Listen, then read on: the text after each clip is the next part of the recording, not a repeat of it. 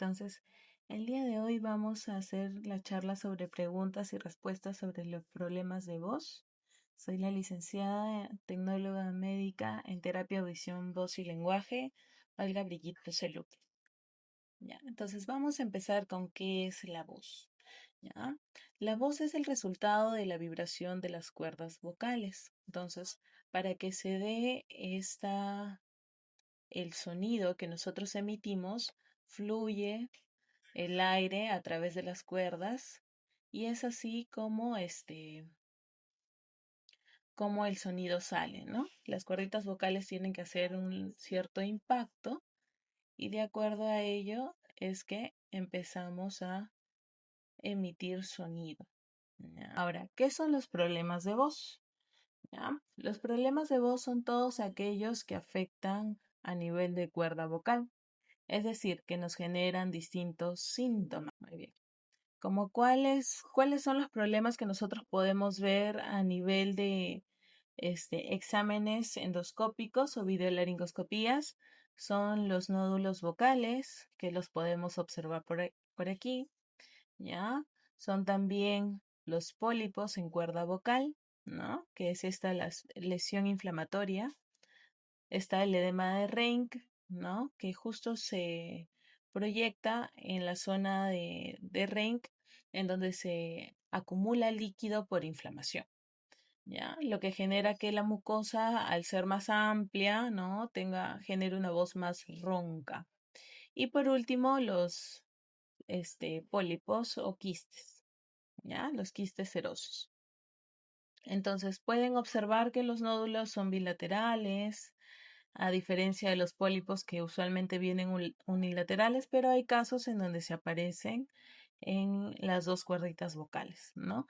¿Por qué es que se dan todos estos problemas de voz? Tienen distintos factores, sin embargo, uno de los más importantes es el sobreesfuerzo vocálico, ¿no? Es cuando uno se sobreesfuerza para poder hablar. Entonces, si nosotros llegamos a tener síntomas de fatiga, es decir, dolor al hablar, ronquera, cambios significativos en la voz, ¿no? O que nuestra voz está bien y luego de pronto vuelve a ponerse ronquita y de nuevo otra vez está bien y luego empieza a fluctuar.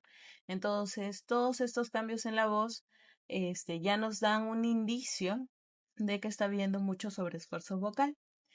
Ahora, ya que ya hemos visto un poquito sobre los problemas que se pueden dar a nivel interno, vamos a ver cuáles son las causas más comunes de los problemas de voz. ¿Ya? Como les decía, uno de ellos es el que podemos ver aquí en el medio, que es el sobreesfuerzo vocálico. El otro es el reflujo, ya que como pueden observar, el reflujo genera que el ácido que está a nivel de estómago y los gases lleguen hasta esófago y de esófago lleguen a laringe, ¿no? Llegan a la laringe y empiezan a inflamar la zona. Al inflamar la zona y al generar irritación y secreciones, ¿no? Todo el aparato fonador empieza a hacer un sobreesfuerzo, ¿no? Ya que hay bastante irritación.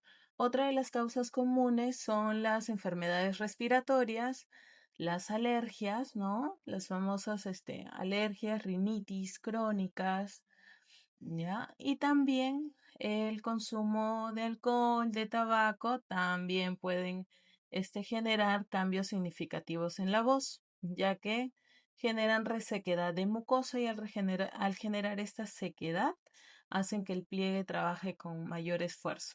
Recuerda que la zona en donde está el pliegue vocálico es una zona que debe estar húmeda. Entonces, cuando tomamos distintos agentes que generan sequedad, es ahí donde el pliegue no está en condiciones para poder fonar. Entonces, si bien es cierto, la cuerdita vocal trabaja todo el día en algunos casos, entonces lo hacemos que tenga mucha demanda, ¿no? Entonces, ¿cuáles son los síntomas de un trastorno de voz? ¿Ya? Acá tenemos una lista grande de síntomas de trastornos de la voz, ¿no? Como les mencionaba, la fatiga vocal, ¿no? Cuando la voz también empieza a reducirse en intensidad y uno necesita hablar más fuerte, ¿no? Entonces ahí es muy importante escuchar al cuerpo, porque si el cuerpo me está pidiendo trabajar de más, es porque a nivel interno no estamos economizando la función, ¿ya? La voz es más áspera. En algunos casos hay pacientitos que vienen y me dicen, ya no llego a los tonos que llegaba antes, ¿no? También empieza a fluctuar, empieza todo bien y luego cae esa voz, ¿no? O a veces salen famosos gallitos que usualmente se ven más en la adolescencia. Entonces, cuando ya hay esos gallitos, al haber pasado esa etapa que sí es normal, ¿no? En la adolescencia, por los cambios estructurales, pero soy adulto y todavía me pasa, es algo que tenemos que observar, ¿no? Cuando me pica o me arde la garganta, ¿no? Siento como una quemazón, también es uno de los síntomas de disfonía, ¿ya? O bueno, síntomas de que la voz ya está, empezando con una patología, ¿no? Una disfonía de más de 15 días ya es algo preocupante. Entonces uno ya tendría que estar visitando al médico, ¿ya? El dolor al tragar o hablar, la sensación de cuerpo extraño, como si tuviera algo aquí que no pasa. Y con eso también la flema es uno de los síntomas muy comunes en los problemas de voz y en la necesidad de hacer un, ¿no? O toser mucho durante el día. Entonces, si yo tengo uno o más de estos síntomas, ya es algo que me preocupa y por ende tengo que observar o hacer esta visita al otorrino, ¿no? Que es el encargado de poder detectar las patologías. ¿Quiénes tienen más riesgos de padecer problemas de voz? Y ahí yo me pregunto, ¿qué persona no usa su voz como elemento de trabajo? Porque en realidad la mayoría de personas usamos la voz como herramienta de trabajo, no solo los cantantes, no solo los locutores, sino que también los profesores, ¿no? Los profesionales en área de salud, muchas veces un médico, una obstetra, una enfermera, ¿no? Tienden a tener interconsultas y tienden a tener muchas atenciones durante el día. Entonces están hablando durante bastante tiempo. Ahora, ¿qué pasa también con los del área de salud? Es que están en un ambiente muy ruidoso, por ende tienen que alzar todavía más. Eso es un casito, ¿no? Lo mismo pasa con los profesores, y sobre todo cuando están con niños, ¿no? En el área, en el área pediátrica. Cuando ellos están enseñando a niños muy pequeños, tienen que hacer muchas modulaciones de voz. Entonces, he ahí también que se fatigan, ¿ya? Los oradores, los ingenieros, administrador de empresas, ¿no? Etcétera. ¿Por qué? Porque muchas veces tienen que estar en charlas continuas, en capacitaciones continuas, en las que muchas veces son ellos los que los dictan y por ello es que tienen mucha demanda de voz. Entonces, todos los profesionales de la voz, es decir, aquella persona que usa su voz en el día a día, tiende o tiene riesgo de padecer una patología vocal si es que no lleva los cuidados necesarios. ¿Cómo se diagnostican los problemas de voz? Y ahí lo más importante. Entonces, ya hemos visto los síntomas, ya sabemos que cuando tenemos uno de estos síntomas de ronquera, cambio de voz, dolor, ardor, lo que tengo que hacer es acudir con un profesional. Entonces, ¿cómo es que yo me doy cuenta o a quién acudo, ¿no? En estos momentos, ¿ya? Al médico torrino. El médico torrino es el primer profesional que uno tiene que visitar para poder hacerse los exámenes necesarios. Como decía, ¿no? Si yo ya tengo más de 15 días de ronquera, lo que necesito es acudir con un profesional. En este caso, ¿qué examen va a hacer el médico? Primero que nada, va a hacer una anamnesis. Va a consultarle al paciente el motivo por el cual está acudiendo a su cita médica, ¿no? Y dependiendo de de los síntomas o de los signos, va a solicitar una videolaringoscopía o una endoscopía laringea, una nasofibrolaringoscopía, etcétera. Pero ¿cuál es el objetivo de estos exámenes? Es observar los pliegues vocales, ¿no? Entonces ahí vamos a ver varias estructuras, como podrán observar, aritenoides, senopiriformes, ¿no? Las cuerditas vocales, las bandas ventriculares, ¿no? Entonces, todas estas estructuras nos van a dar un indicio de qué es lo que está pasando. Ahora, ¿qué pasa si es que no encontramos ninguna patología que mencioné anteriormente, ¿no? Nódulos, pólipos, quistes, y no hay nada en sentido de alguna tumoración en el pliegue vocal? Entonces, hay que observar si hay alguna zona edematosa, ¿no? Está rojiza, irritada, porque si es que hay esos casos, lo que tenemos que hacer igual es mandarlo a un terapeuta porque necesitamos controlar la fatiga. Cuando hay irritación a nivel interna y ya tenemos los síntomas que nos indican fatiga, tenemos que tener bastante prevención en ello y mandar en consulta a un foniatra, a un terapeuta de voz, ¿no? Para poder tratar estas patologías. Y cuando ya tenemos estos exámenes y el informe médico, al acudir con el foniatra también va a hacer una evaluación, ¿ya? Porque ya tenemos la evaluación más clínica, ahora necesitamos una evaluación funcional, ¿no? Revisar todo lo que vendría a ser la parte muscular, hacer una anamnesis, una historia clínica mucho más larga y específica para poder tratar paso a paso todos los problemas que tiene el paciente, y también podemos hacer un análisis acústico de la voz. En el análisis acústico de la voz vamos a ver todos estas imágenes, ¿no? Que vemos acá como rayitas, puntitos rojos, etcétera. Eso también nos da una información de cómo está la voz. Para eso hacemos el análisis acústico, ¿no? Vemos el formante, vemos las bandas, etcétera, para poder diagnosticar cómo está la voz. ¿Ya? Incluso vemos los hercios, a cuánto está. Muchas veces cuando hay problemas en la voz, ¿qué pasa? El rango vocálico disminuye. Entonces, por ejemplo, una paciente mujer que debería de estar en cierto determinado hercio, baja, ¿no? Y baja a 180 hercios, eso es un montón, ¿no? A 280 también es un montón, ¿no? De lo que vendría a ser los valores normales. Es por eso que se hacen todos estos exámenes, para ver la intensidad de la voz, para ver también cómo está el contacto de cuerda vocal un poquito más específico, ¿no? Entonces, la pregunta, ¿cuándo debo de acudir al especialista?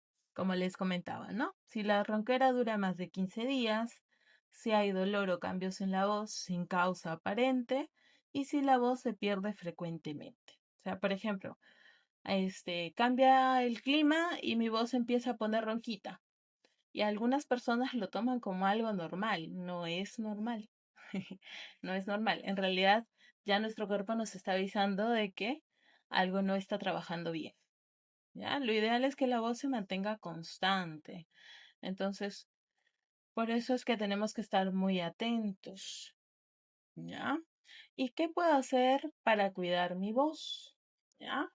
Lo principal es la hidratación, porque como le decía, esta cuerdita vocálica trabaja con bastante humedad, ¿ya? Entonces, cuando nosotros hacemos una hidratación sistémica, es decir, mediante el agua, hacemos que este pliegue esté, con uno, con con una mucosa bastante recubierta. Dos, hacemos que el músculo no se sobreesfuerce, ¿ya? Y no dañamos la mucosa del pliegue vocálico. Entonces, la hidratación es algo bastante importante.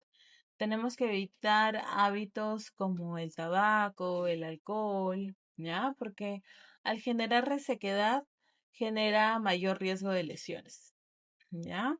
También es importante hacer descanso vocal, ¿ya? ¿Ya? Porque esto permite que la cuerdita se recupere.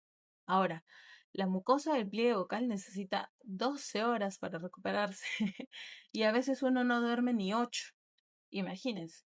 Entonces la cuerdita después de un largo día de trabajo necesita descansar, ¿ya? En terapia usualmente se les enseña cómo hacer el calentamiento vocal y además el enfriamiento vocálico, porque al final estamos hablando de un músculo que trabaja durante todo el día. Entonces muchas veces no tenemos rutinas de calentamiento, ¿no? Y eso a veces dicen, no, es para los cantantes. No, en realidad los podemos hacer todos. Y las rutinas de calentamiento son muy sencillas, ¿no? Algo que me toma 5 minutos puede hacer que no es, o que prevenga una patología vocálica, ¿no? Que no tenga ninguno de estos síntomas de fatiga. ¿Ya? La alimentación también es importante, porque como les comentaba antes, el reflujo es algo que este, puede dañar esta zona, ¿no? Que puede irritar. Entonces, últimamente, estos años, se ha visto mucho el consumo de alimentos ultraprocesados, ¿no? Que no ayudan a la digestión, ¿ya? Tenemos muchos más malos hábitos que antes. Entonces, al consumir estos alimentos que generan un cambio de pH a nivel de estómago, un cambio de acidez a nivel de estómago, producimos o causamos el reflujo. ¿Ya? Cuando no limpiamos bien los alimentos, también generamos que seamos muy propensos a tener, por ejemplo, el Helicobacter pylori, ¿no? El hecho de también sufrir gastritis, ¿no? Es decir, no comer el alimento en las horas adecuadas, ¿no? Que generan también que el estómago se vaya dañando poco a poco, también me lleva de una u otra manera al reflujo, ¿ya? Entonces tenemos que evitar alimentos cítricos, sobre todo en exceso, ¿no? El café en exceso, yo sé que algunas personas son amantes del café, porque el café a veces algunos los activa o por el mismo sabor, pero tenemos que cuidarnos también de no consumir mucho café, ¿ya? Y por otro lado, algo que también es importante es tener un horario específico, o sea, no cenar muy tarde, porque si yo ceno muy tarde, me acuesto muy rápido. ¿Y qué hacemos? Que el estómago no procese bien el alimento. Cuando no procesa bien el alimento, también tenemos más probabilidad de tener reflujo. Entonces, hay que cuidarnos bastante de eso. Y el último punto que estoy dejando es el uso adecuado de la voz, ¿no? Hay que evitar tratar de ganarle en volumen, sobre todo a sonidos muy altos, porque a veces uno quiere hablar en la calle, ¿no? Y se la pasa gritando y después a uno le cansa, le duele. Entonces hay que tener mucho cuidado en gritar o hablar mucho en ambientes ruidosos porque tendemos a sobreesforzar, a querer ganarle al ruido de ambiente y uno al final termina generando mucho trabajo a nivel interno. ¿Ya? Y por otro lado también, si yo ya tengo uno de estos síntomas, lo ideal es ya ir haciendo consultas para poder observar estas patologías. Bueno, una duda es si tengo horas continuas de trabajo con la voz y tomo bebidas frías, ¿está bien? En realidad, si es que no sufro fatiga vocálica, es decir, si mi voz, no está con sensación de que estoy sobreesforzándola, con sensación de dolor, o ese ardorcito, o cansancio, porque también hay personas que hablan y luego se cansan, ¿no? Toda esta zona les empieza a fatigar, ¿no? No habría ningún inconveniente tomar bebidas. Ahora tampoco vamos al extremo, ¿no? No es como que todo el día me la paso bebiendo bebidas heladas.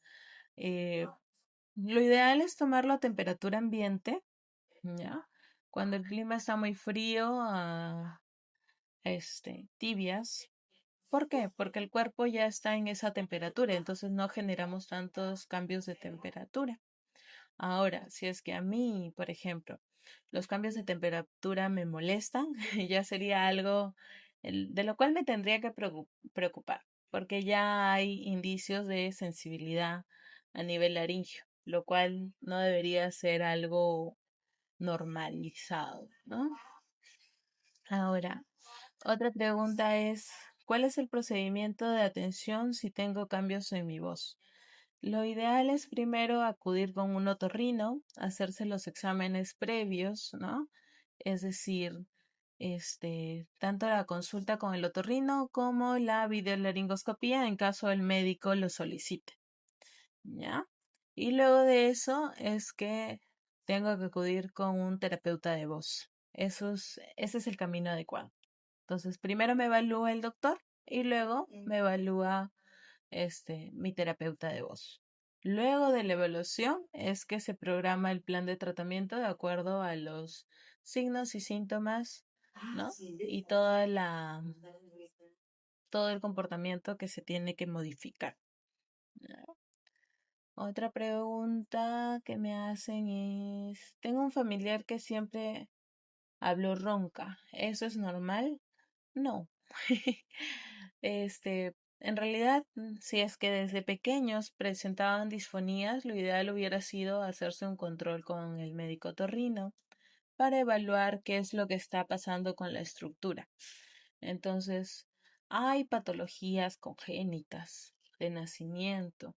No es normal tener la voz ronca, ¿no? Entonces, siempre que haya una patología congénita, la que nos pueda ayudar es una videolaringoscopía porque podemos ver la estructura, ¿no? Y hay también otros exámenes como las tomografías o radiologías también, pero también nos pueden ayudar a ver los problemas más a fondo, ¿no? Si yo me hago un estudio completo, nos ayuda a tener todo un panorama para poder tratar mejor la patología vocálica, ¿no? Ahora, otra pregunta que me consultan es, me operaron hace un año por nódulos, pero volvieron a aparecer. ¿Por qué sucede ello? Usualmente cuando hay una operación sin intervención o tratamiento foniátrico, el mal patrón fonatorio continúa. Es decir, la cuerdita hace un movimiento de cierre y ondulación, ¿no? Entonces cuando hay nódulos, usualmente es porque en la zona de tercio medio hay mucho contacto, que es donde usualmente se colocan los nódulos, ¿no? Puede ser tercio medio anterior, tercio medio posterior, pero usualmente es en tercio medio o tercio anterior, ¿ya? Del pliegue vocal. Entonces hay un mal contacto, un contacto fuerte. Entonces, si solamente me operan, lo que hacen es retirar el tejido, la tumoración que creció, pero no me quitan el mal patrón, que es hacer esfuerzo en la zona, en la zona anterior o media. Entonces yo sigo con ese patrón fonatorio que ya no está dentro de lo adecuado. Entonces, he ahí que al seguir teniendo un fuerte contacto en esa zona, vuelve a aparecer la tumoración. El nódulo lo vamos a poner como ejemplo de un callito. Si mi zapato no me queda bien y hay una zona en donde siempre está en contacto, me sale el callito, ¿no? Si mi zapato se adecua a mi pie, ese callito, o si descanso y me quito el zapato, ese callito se recupera, ¿no?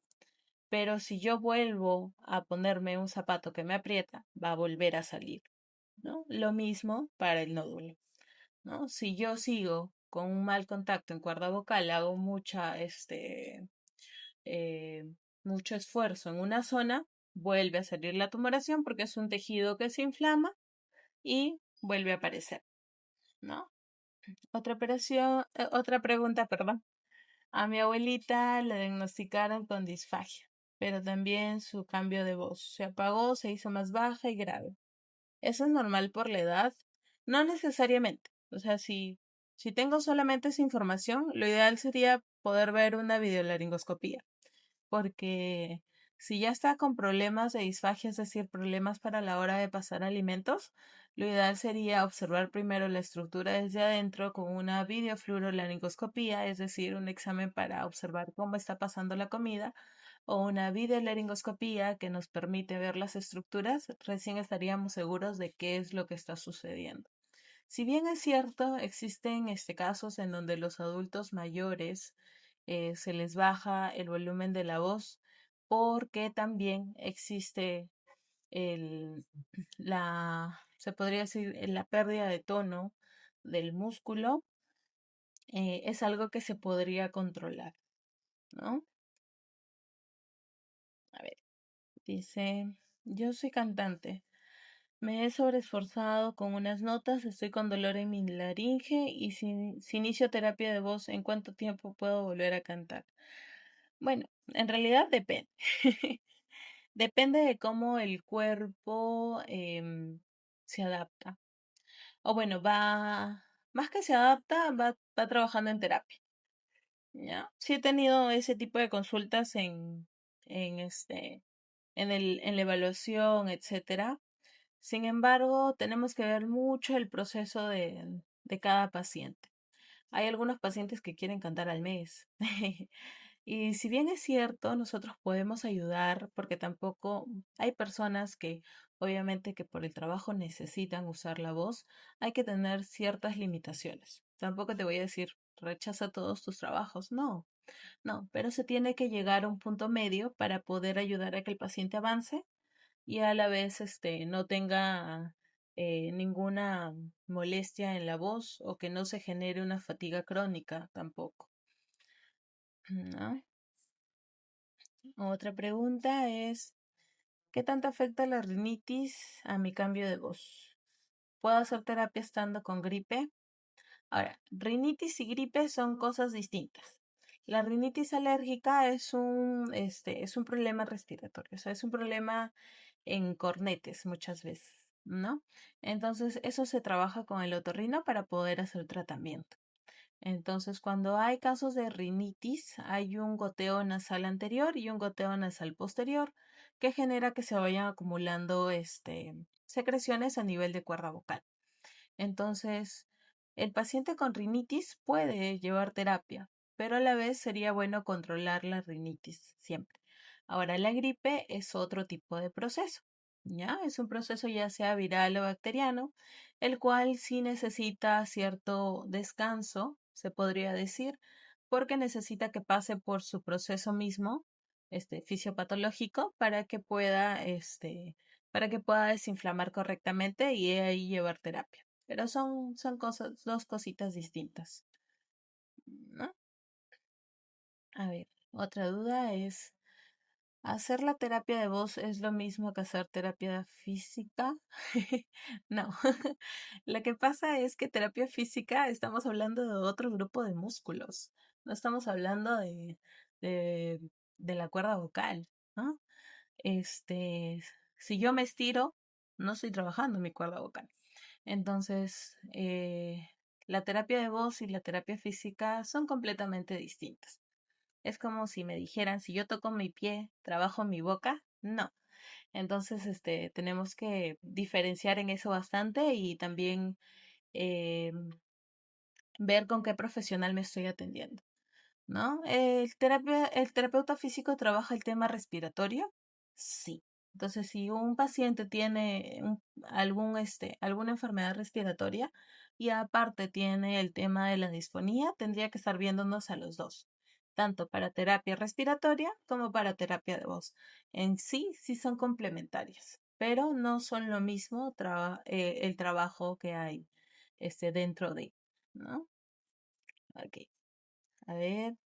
Si ya tengo mi diagnóstico médico y videolaringoscopía, ¿es necesario pasar por una evaluación con ustedes? Sí, justamente lo que le decía, el médico hace una evaluación y el terapeuta de voz hace otra, ¿no? Que es para ver todo el tema desde la anamnesis, todos los hábitos, ¿no? Porque tenemos que corregir muchos hábitos ¿no? Hasta ir controlando tiempo máximo expiratorio, tiempo máximo expiratorio, ver la musculatura, porque muchas veces la musculatura laringea está alterada. Entonces se tiene que evaluar otras cosas que el médico no observa, ¿no? Tenemos distintos enfoques. El médico evalúa para diagnosticar y para dar su tratamiento, y el terapeuta de voz evalúa para poder hacer un plan de tratamiento foniátrico. Dejarle los datos e informes a los cuales ustedes pueden ingresar para poder tener cualquier consulta, duda, ¿no? Para que puedan llevar una evaluación y también un plan de tratamiento de acuerdo al paciente.